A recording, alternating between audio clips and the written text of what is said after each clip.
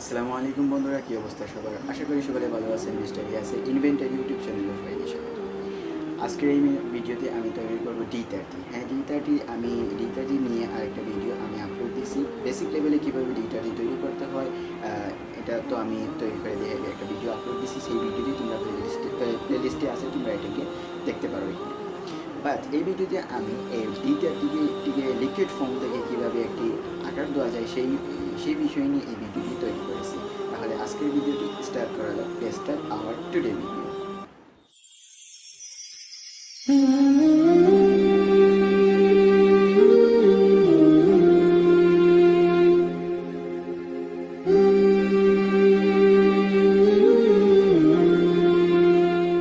তো বন্ধুরা, তোমরা যারা আমার আগের ভিডিওটি দেখো নাই, যে বেসিক লেভেলে কীভাবে আমি লিকুইড ফর্মে আমি কীভাবে D30 মেটেরিয়ালটি তৈরি করেছি, তোমাদেরকে আমি রিকমেন্ড করবো তোমরা আমার প্লেলিস্টে গিয়ে ওই ভিডিওটি আগে দেখে এসে এই ভিডিওটি দেখো, তাতেই তোমরা বুঝতে পারবে।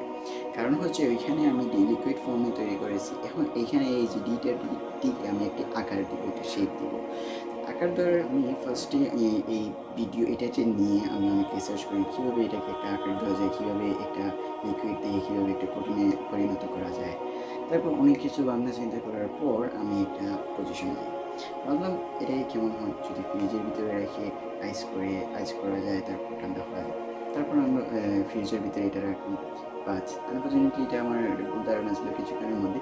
আসলে এটা ফ্রিজের মধ্যে রাখলে এটা কোনো কাজ হবে না আমাকে। তারপর আমি যেটা করি, ভাবলাম এটাকে হিট দিলে কেমন হয়। দেন আমি এটাকে হিট দেওয়ার জন্য আমাদের যে বাসার যে চুলা রয়েছে সেই চুলার মধ্যে আমি এটাকে নিয়ে যাওয়ার পর আমি ডাইরেক্টলি এটাকে চুলার মধ্যে বসাই দিইনি। প্রথম অবস্থায় আমি একটা বোল নিই, বড় আকারে একটা বোল নিই।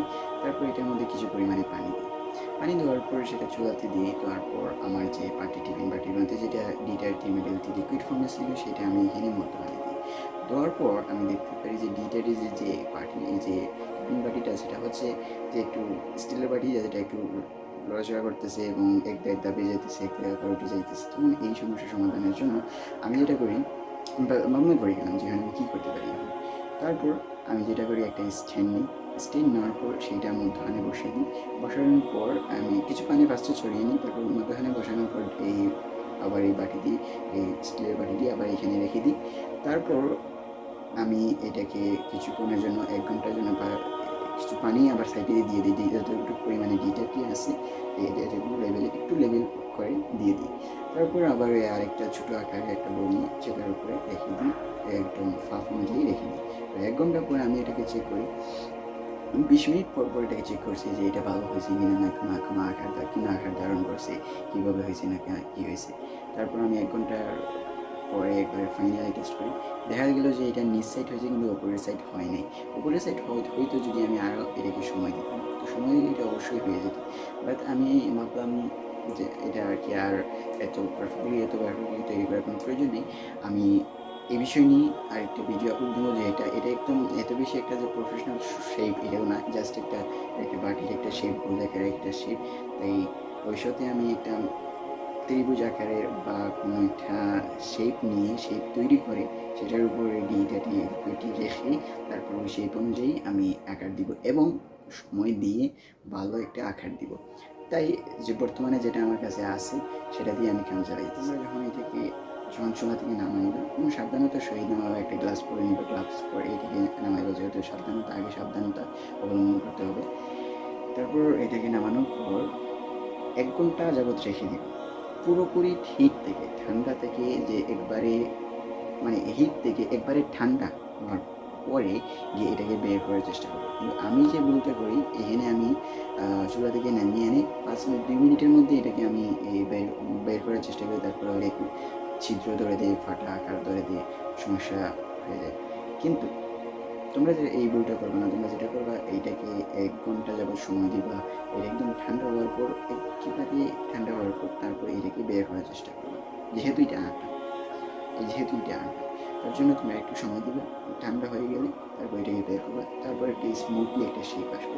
যাই হোক, আমি বুঝতে পারি। তারপর আমি যেহেতু ফাটা ধরে গেছে, তারপর আমি কিছু সময় যাবত এটাকে ঠান্ডা রেখে দিই।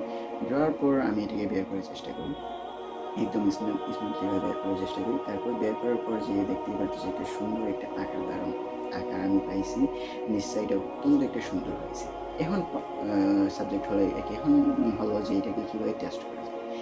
টেস্ট করার জন্য আমি একটা মার্বেল নিলাম। মার্বেলকে দেখতে পারতেছি যে আমি উপর থেকে যখন এটাকে ফেলতেছি তখন এটাকে বাউন্স খাচ্ছে না, এখানে বাউন্স হচ্ছে না। মার্বেলটা কিন্তু বাউন্স হচ্ছে না। তারপর এটা হচ্ছে যে এটাই প্রমাণ যে এটাকে অ্যাবজর্ব করে নিচ্ছে, এটাই প্রমাণ।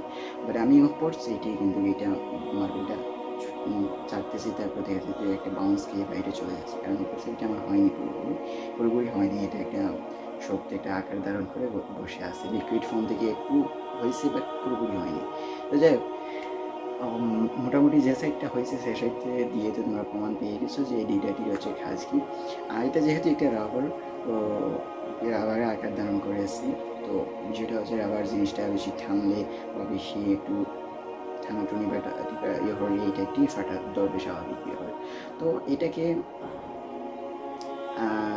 আরেকটু ভালোভাবে তৈরি করে আরেকটু সুন্দরভাবে কীভাবে একটা শ্যুটের আকার ধারণ করা যায়, একটা বডি দিয়ে কীভাবে একটা শ্যুট পরিধান করা যায়, এটা শ্যুটের আকার ধারণ করে আমি একটা ভিডিও আপলোড দেবো ইনশাআল্লাহ। আজকের জন্য এতটুকুই। সবাই ভালো থাকবেন, সুস্থ থাকবেন।